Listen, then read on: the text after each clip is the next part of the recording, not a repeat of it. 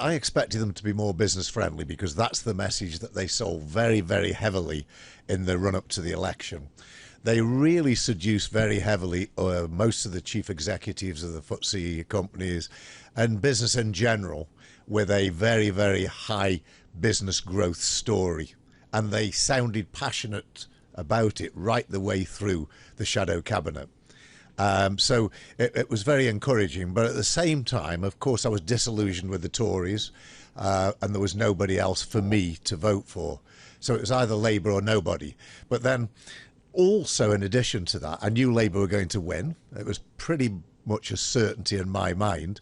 So I felt it better to be supportive of them and see if I could influence them in the right direction to create business growth and therefore GDP per capita in the UK, and therefore everybody to be better off. Not the rich, everybody to be better off.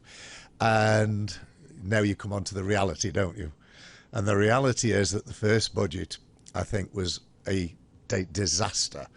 There was ways of raising the money in a much more productive way that would ensure GDP growth in the long term.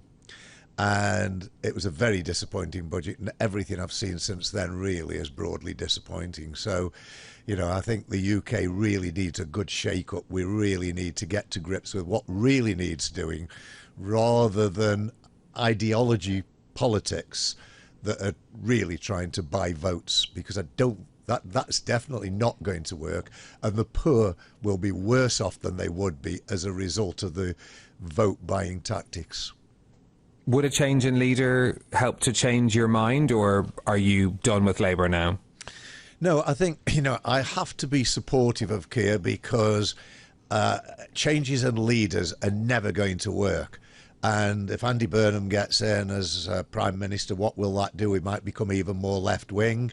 And what we really need is a radical change now to be business-friendly, to attract inward investment, and to do everything that is growth-orientated so that we can look after the whole economy from top to bottom, so that we prosper as a nation rather than have a situation where the GDP growth doesn't allow the potholes to be repaired, doesn't allow the NHS to be invested in, and doesn't allow general social services investment. What do you mean by radical? Because it felt like there was just a void of ideas after 14 years of being out in the wilderness for Labour. Do you think that the public backs radical change? Well, I think, you know, radical is very, very difficult to get that message across. What does it mean? And how does it affect people? If I were in power, it would be radical. People perhaps wouldn't like it, but I'd be trying to sell the message very heavily about what my intentions were, which would be to make as much money as we possibly can in Britain by inward investment. I would also encourage people to be to think, rather than how can I earn more money per hour, how can I help my company to prosper more in a way that then enhances my own income in the long term.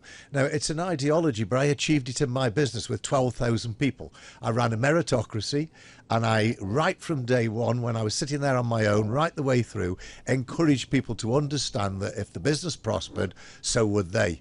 And that's what we need to do as a country. Well, you talk about the smoked salmon offensive, what was it, that Labour went out on, rolling out the red carpet for business. Today you've got the Conservative leader, Kemi Badenoch, urging regulators to dial up risk in financial services, so making a play for the city.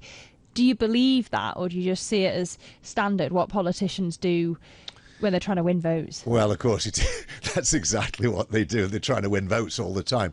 But do I believe in a radical change in the bureaucracy in the city? Yes and no. I think we have to be very protective that we don't get back into the actions of the early 2000s, when there was a lack of controls, and we ended up with all these junk bonds being embedded in AAA papers and the cause of the financial crisis eventually. So we do need to be, to an extent, cautious, but at the same time we don't need to over-regulate in a way that stifles growth and stifles entrepreneurship. We're speaking to John Caudwell, founder of Phones for You, and about the switch that he made from being a Conservative donor to a Labour Party donor in 2024 as well. And thinking about the political landscape, obviously in focus this week because of the by-election that we have in Makerfield and what that might mean for the leadership of the Labour Party. But what do you make, I suppose, of the broader political landscape now, given that we've had the rise in popularity in polls of the likes of Reform UK? We've been talking this morning about Restore and the polling where they are in the Makerfield by-election as well. Well, can I just first of all correct the fact that I'm not a donor? I did donate to the Tory party just once in my life. I've not donated to Labour. I just supported them.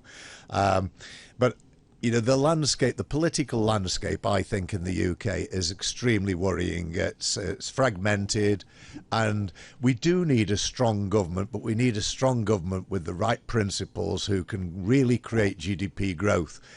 And I'm very much hoping that the Tories make a comeback and produce a really strong shadow cabinet and can win voter support and do the right things. So that's what I'm hoping.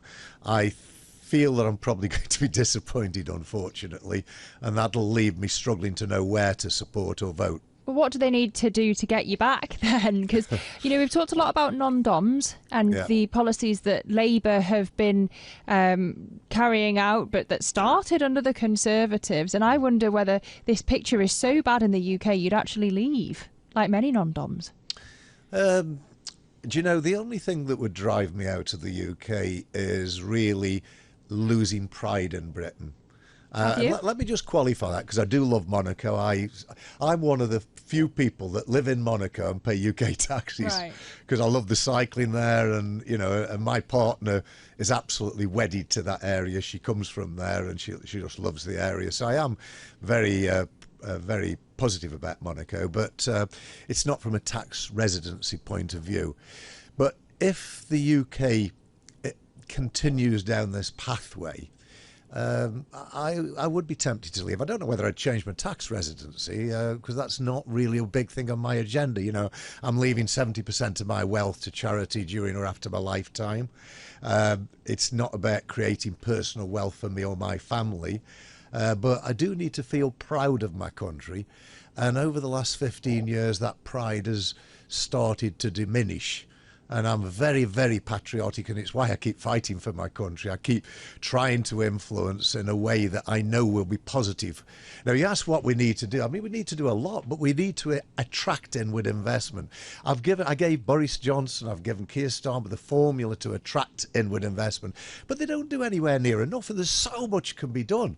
When I ran my business, I was on it every second of the day, drive, trying to find solutions. Challenges come, you conquer those challenges and make things better the next day. And we need to do that in the UK with a huge focus on growth, not to create more billionaires, but to create inward investment, to create wealth in the UK that can trickle down to the average working person. And the way you achieve that is by attracting inward investment in high-paid jobs in AI, in technology and science, especially in the environment.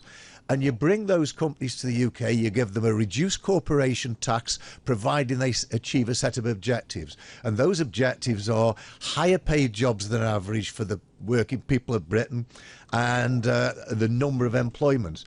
And if we do that, we create extra corporation tax because we would never have had it, and we create high paid jobs, and we create more jobs. And this is particularly important at the moment because we do have a tsunami of unemployment coming along as a result of AI.